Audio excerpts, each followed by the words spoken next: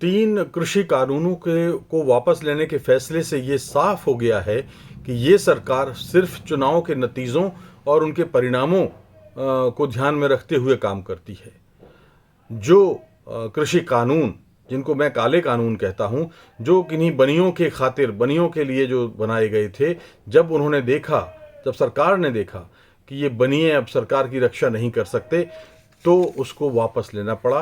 क्योंकि अगर वापस नहीं लेते तो उस सरकार का हाल क्या होता आने वाले चुनाव में, आप कल्पना नहीं कर सकते।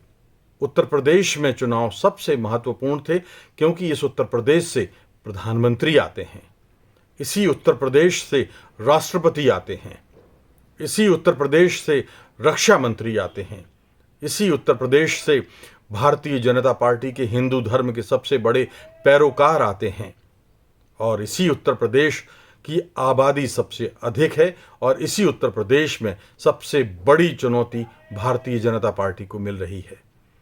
एक बात और भी थी मित्रों, किसी ने उस बात पर गौर नहीं किया। एक राज्यपाल सतपाल मलिक एक बार नहीं, 2 बार नहीं, कई बार इन कृषि कानूनों की निंदा कर चुके थे, आलोचना कर चुके थे, और केंद्र सरकार से आग्रह कर चुके थे कि उसको वापस लेना चाहिए। राज्यपाल भारत के संविधान के हिसाब से कौन होता है?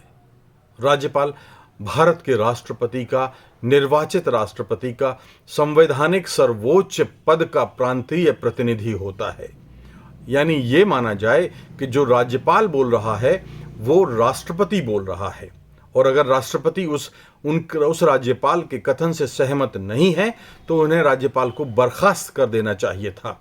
और अब तक अगर राष्ट्रपति ने उस राज्यपाल को बर्खास्त नहीं किया है तो इसका अर्थ यह है कि राष्ट्रपति उस फैसले, उस राय से सहमत हैं। यानी राष्ट्रपति इस राय से सहमत हैं कि तीनों कृषि कानून वापस लेने चाहिए, ये उचित नहीं है। और जब राष्ट्रपति इस बात से सहमत हैं तो राष्ट्रपति की सरकार होती है। सदन में जब बजट का भाषण होता है तो राष्ट्रपति ये कहते हैं कि ये मेरी सरकार है।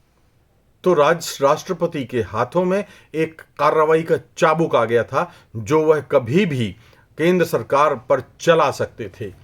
तब राष्ट्रपति को संवैधानिक पद की सर्वोच्चता और भारत के संविधान की रक्षा करनी होती। इसलिए ये देखना ज़रूरी है कि आने वाले दिनों में कोई सरकार अपने स्वार्थों की खातिर कोई कानून न बनाए, और इसीलिए संसद में जिस तरीके से ये कानून पास किए गए थे उसके बाद ये देश बौखला गया था।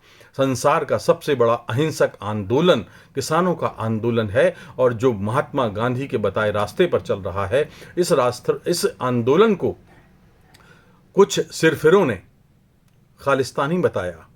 इसी आंदोलन को कुछ लोगों ने, सरकार से जुड़े लोगों ने, आतंकवादी बताया। इसी आंदोलन को कुछ लोगों ने देश हित के खिलाफ बताया। कितनी अजीब सी बात है। कितना जिसको हम अन्नदाता कहते हैं, जिसको हम अपना अनाज पेट भरने के लिए संकट में हम उनको याद करते हैं, उनकी मदद करते हैं, लेकिन हम उनकी सच्चे दिल से भलाई नहीं करना चाहते। ये बात सरकार को सोचनी चाहिए। अफसोस की बात यह है कि सरकार सिर्फ चुनाव के दिनों में ऐसी बातें सोचती है।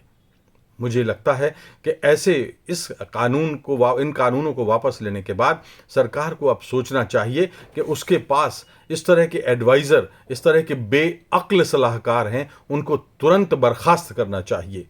धन्यवाद।